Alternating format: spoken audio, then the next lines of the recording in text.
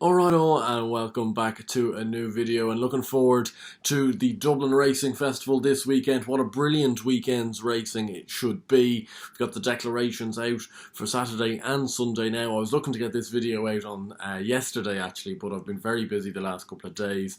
I haven't had much time on my hands. So up it comes here for the Saturday card. It will be a look through of all the races on the card and hopefully a few selections and hopefully a winner or two in the process as well. Look, a couple of plugs to get in as well. Obviously, we're here on Friday morning. I think it's 11 o'clock on Friday morning currently. And we've got a runner for the Horse Racing Buddy Club, as you can see from the jacket. We've got a runner tonight at Dundalk at 6 o'clock. A horse called True Dreamer. She's a 4-year-old filly, trained by Brendan Murphy. Look, she's in a mile maiden. We're not kidding ourselves, she's going to be up against it in a mile maiden, but you know, we're trying to get a handicap mark with her. She looks like a filly that wants to get her toe in, so hopefully an early season kind of turf handicap is where we might see her to run quite well. But look, we're hoping for the best. You dream big with these horses that suddenly you're going to spring a 100-to-1 shock. That is unlikely, I'd say, but hopefully she can run well. And obviously, as always, if you are interested in getting involved in horse racing ownership, do let me know or let Kieran know in the description down below.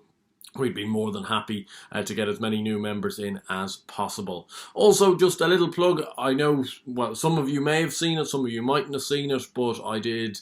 We've rebranded Racing Central, myself and Josh. Josh, a good friend of mine, obviously, into a brand called Let's Talk Racing, and we had a Dublin Racing Festival preview, which has gone down well. There's been heaps of likes, heaps of nice comments. So if you haven't looked at that or haven't come across that, I might leave a link to that in the description down below. It's a slightly newer style, I'm going to say, a bit more unique. Not kind of the shaky Skype connections or anything like that. It's maybe a little bit more like kind of a YouTube vibe,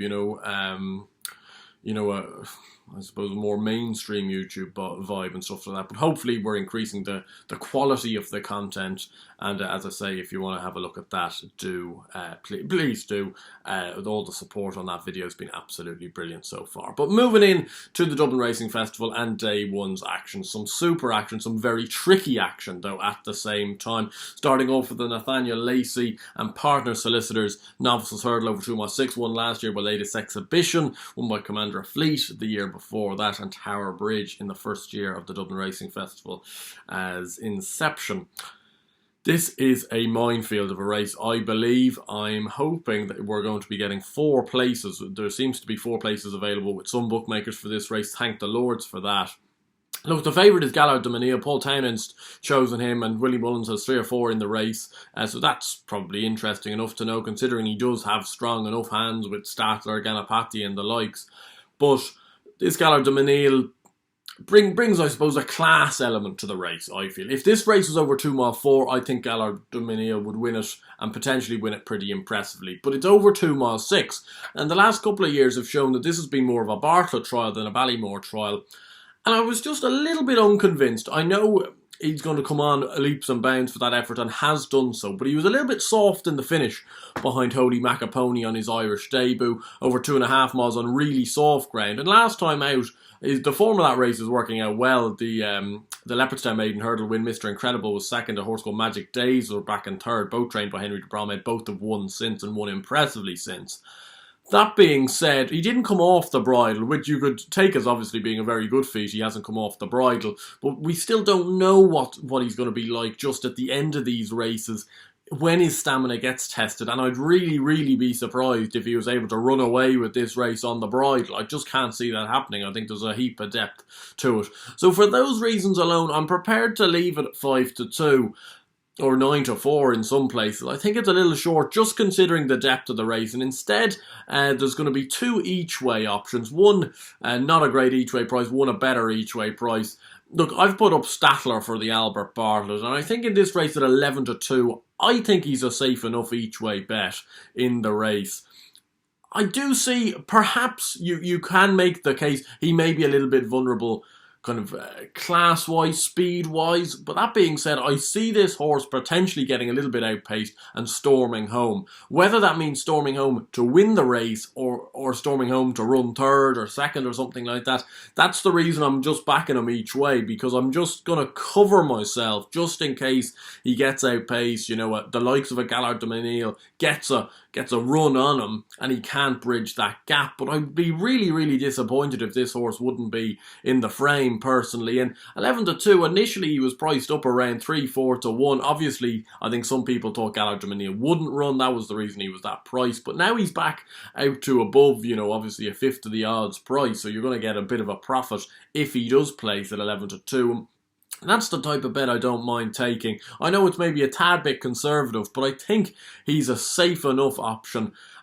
His form is okay. The Glens of Antrim form was ever so slightly let down. I still think Glens of Antrim's a pretty decent mare. She just needs to drop back to 2 miles and also improve her jumping an awful lot. That form's grand. The 3rd and 4th Mallow All-Star and Lifetime Ambition, they're both handy enough horses. They'll be up to winning a maiden hurdle at some stage this year. Neither of them have run... No, Lifetime Ambition's run since, but over 2 miles, which would have been inadequate when finishing 3rd at Punchestown. Mallow All-Star was taken out of a 3-mile maiden hurdle the other week, so he hasn't run since.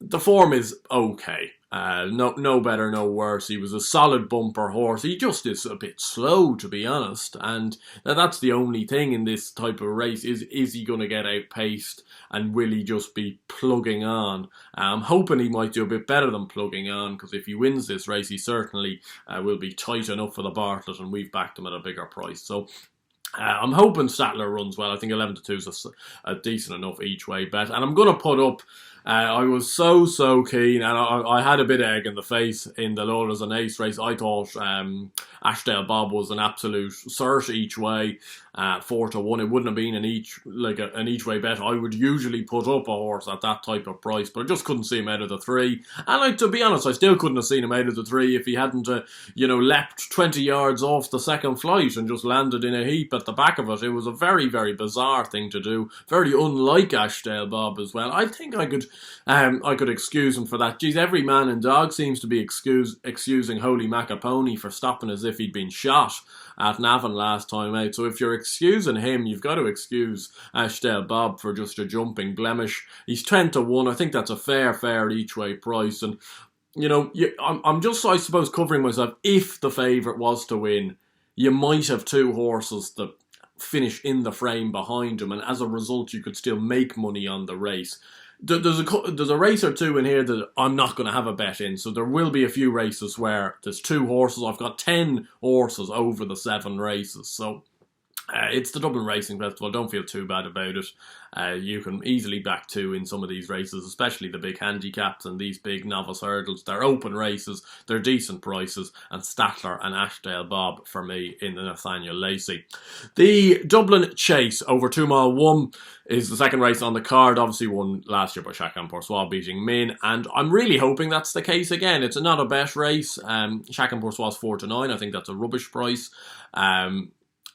To be getting involved in it all, and I think you'd probably find that Min is probably 4 to 6, 4 to 7 on the day to be without Chacun Poursois, and that's not a great price either, just on the basis that, I suppose it is jump racing. Somebody, one of the horses may fall, both of them may fall, I suppose. You don't want that to be the case. I want them both to jump around well, and I'd love Chacun Poursois to win again impressively, and Min to chase him home in second. I would say Notebook will come third as well, but that's the way the betting is telling you it's going to be, so I'm not telling you anything that you don't know already. Moving on to the next race, and it is the Irish Arkle, and I put up on Twitter back last Sunday, I believe it was. I backed Captain Guinness for this anti-post at 12 to 1. 3 places. I thought it might cut up more than it did.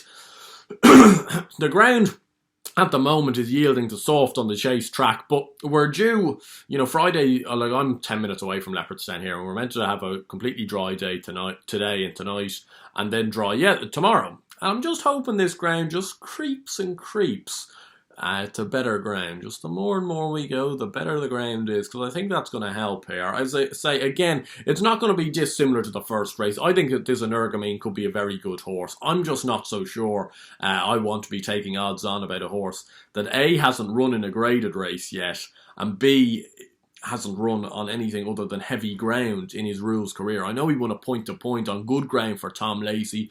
People are clinging on to that. I looked into that point-to-point. There's not a single horse in that point-to-point that is running under rules. Everyone else is still running in point-to-point. So he was running in a Mickey Mouse point-to-point, and he's won it at a hack canter. I think I could have won it, to be honest. His rules form is absolutely super, and he's clocking these great times. I suppose I'm just a little bit dubious with the heavy ground. That's the only thing I could shoot him down with. He's an exceptional jumper. He holds Captain Guinness well on form. And I don't think, Captain Guinness has to, repair 7 lengths worth of damage from that Nace race. And I know an awful lot of people will tell me he won't, and perhaps he won't. But, backing a horse 12-1 each way doesn't necessarily have to win. If he comes second or third, he'll have done quite well as well. And I think it's going to be similar to the first race. I'm going to give you 2 options that I think might run decent races, just with the way the ground is drifting. Because I think it may be yielding ground by tomorrow time this Irish Arkle's off. And I'm just a little bit sceptical about taking odds on. I don't like taking odds on in the first place, especially about a horse that isn't perhaps proven on the ground. He's the best form in the race. He's the best Arkle contender from the Irish side of the sea, I believe.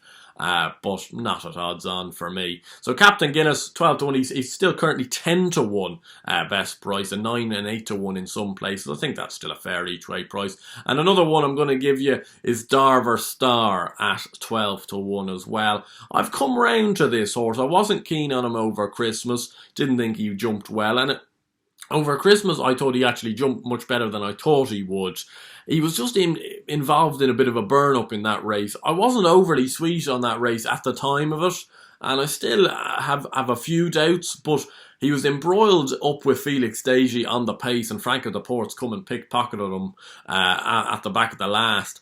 I think they'll ride Darver Star with a little bit more restraint this time round, and as a result, I'm hoping there may be a frenetic gallop out in front. You look at Unaccepted in the race, Felix Deji in the race, Energumene in the race, potentially even Captain Guinness in the race. All are free-going kind of horses that like to get on with things. Darver Star might be able to sit off this gallop, and just on the off chance that pace does collapse in this race. I know you could make it equally the other way round, that, if you're sitting off a breakneck gallop and you make one mistake, you're out of the race pretty much. That's what happens sometimes over at Cheltenham in Arkles and stuff like that. And, Brewing Up a Storm was it in the Arkle last time. If he'd stood on his feet, he might have been able to capitalise off a pace collapse, but he was jumping like a fridge and ended up unseating at 4 out. That could happen easily, but if the pace was too strong, they maybe fall into a little bit of a hole out in front.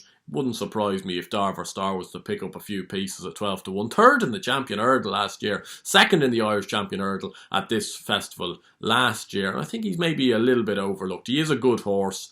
His jumping was better at Christmas than I thought it would be, and that's what's given him the edge for me. So Captain Guinness and Darver Star each way against the favourite, who is a rock-solid favourite, but just wouldn't be for me at odds on. Moving on to the Handicap Chase, 2 mile 1 furlong, another trappy race, another one where you're hopefully getting a few places, and again, a race where I'm going to give you 2. Starting off with Epson de Houx for Henry de Bromhead and Rachel Blackmore, running off a mark 138, risen £13 for a win at Nace last time out when he beat Jack Hackett by 5.5 lengths. But he could have beaten Jack Hackett by 10 lengths that day. He was far, far too good for a decent enough field, and he reopposes a couple of these in here. He's a rapidly improving chaser, and as a result, I don't think this £13 rise will be the bottom of him. Personally speaking, he's in here at 6-1. He's been well found in the market. As a result, he won at Clonmel at Beginners. He was actually running very well behind Andy Dufresne in his Beginners Chase down in Wexford, but he fell at the last. He would have finished second or third that day to Andy Dufresne. And as I say, he went on to Clonmel and won, and then won at Nace last time out on handicap debut. Jumped really well. Will likely go from the front or go near the front. A decent jumper. Henry de Bromhead loves to target this meeting.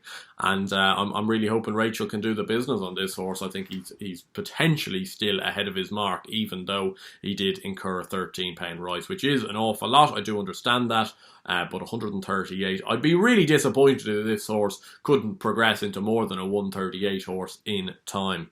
The other horse I'd give you for the race is the Shunter at 8-1, and this is a bit of a... He's either going to hack up or he's going to be nowhere, I believe, with this horse. And in 8-1, it's worth a chance.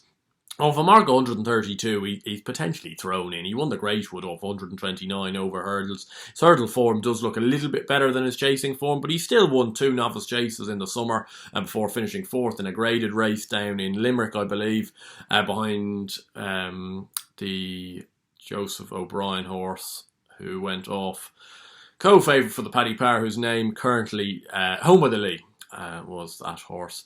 But that run was disappointing. He didn't jump very well. He then went back over hurdles for the Greatwood Hurdle. He hasn't been seen since, and now he's back over fences. And he's the type of horse Emmett Mullins is chopping and changing him, probably to keep him sweet and keep him fresh. And I just think he potentially could be very well in here off a mark of 132. He's carrying a real nice racing weight as a result. And I think he's got a massive chance at 8-1. These two are both near enough the top of the betting. So no big prices, I suppose. But I do think the two of them have massive chances. And I'd be really disappointed if one, if not both, were fighting out the finish. The 3:15, sorry, just one thing people will say, because if you watch me on the Champ.ie Road to Cheltenham Challenge, I've put up Aramax for the Grand Annual, and he's obviously in here at 6-1. I've no idea what to make of these Gordon Elliott horses, because I know a few people got their fingers burnt with Cocoa Beach last week, thinking he was going to be the Kim Muir horse. He then goes and hacks up in the Thyestes. I think Aramax could be the Grand Annual horse, but the fact he's in this race is concerning. And same with Antucas as well. Like, you just don't want them. Like, if they win this race, the Grand Annual dream's over.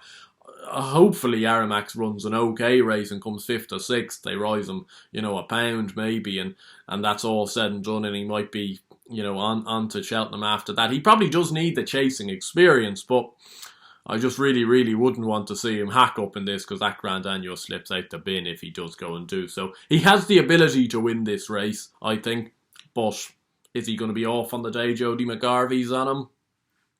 I wouldn't be so sure, so I'm gonna swerve him this time round, but it wouldn't surprise me if he ran very well. The 3:15, the Irish Champion Hurdle. Look, I think Honeysuckle potentially takes a bit of beating, but I just know with Honeysuckle, I don't usually back her, and I know it will be the day that I'd back her that she'd get beat, so I'm gonna leave her. If you are sweet on Honeysuckle, I wouldn't put you off. I think she's got the winning of this race, getting £7. I don't like her over 2 miles, personally. I don't think she jumps well enough. And I'm not sure that Ronald Pump run was massively impressive, actually, in the Hatton's Grace, considering Ronald Pump needs another half mile, and it would have been absolutely ideal course and distance for Honeysuckle. I know it was her first start out. She's bound to have improved from that. And she's getting £7 off these horses, who so far haven't shown too much. Like Sharjah is what Sharjah is. Like, he's a very good horse. It's hard not to like Sharjah. He does win an awful lot of Grade 1s, but you always think he's vulnerable to a really good horse. And both Abacadabras and Sanwa have been tripping each other up all year and haven't been very good. And Saldier, oh jeez, he's complete wise guy stuff. Personally, I can't see the angle behind Saldier whatsoever. And Petit Mouchoir is what Petit Mouchoir is. He's a very likeable type. He's more than likely going to finish, 3rd. He might sneak 2nd, I suppose, if he ran an absolute stormer. If Gordon managed to unlock another pound or two, even at his old age, he might have a chance of hitting the frame. But it's do or die stuff at the moment with Sanwa. It wouldn't be a particularly flashy or bullish selection, but he's 6-1. I'm going to have a few quid on him each way. I've backed him for the Champion Hurdle earlier in the year. It looked great back in October, November time. It's looking pretty dire at the moment. But if he was to suddenly resurge and run a biggie in this race, he might have a chance in a Champion Hurdle. He'd need to run pretty well in this. And I'm just hoping that maybe between Sanwa and Abacadabras isn't a horse I could almost bring myself to back. But I think he does have a chance in this race. I'm just hoping that these two horses are maybe a little bit better than Petit Mouchoir and Darver Star last year. And Honeysuckle only fell in against those two. You'd like to hope that one, if not both of them, are a little better than that and maybe could put it up to her. But We'll have to see. Saint-Ouen for me, but a tentative selection at best. Moving on to the Ladbrokes Hurdle that I got annihilated for calling the Pierce Hurdle a couple of weeks ago for no reason whatsoever. But the Ladbrokes Hurdle is a very trappy 2-mile handicap hurdle. Obviously, Charles Burns has won it the last 3 years in a row. He's got Advanced Virgo, who's your favourite, who has a plenty good enough chance. But I'll give you 2 in this again that I think have a good chance of starting off with the Moyglass Flyer for Joseph O'Brien. JP has, I think, 5 or 6 in this. I think this is his best chance. The marker would suggest, and also Mark Walsh is on him. He's 7-1. And this is pretty much along the lines that I thought Master McShee would win this race. I was really keen to see Master McShee in it. And obviously he's a non-runner. He's running in the Grade 1 on Sunday instead, which is fantastic. Hopefully he runs well in that.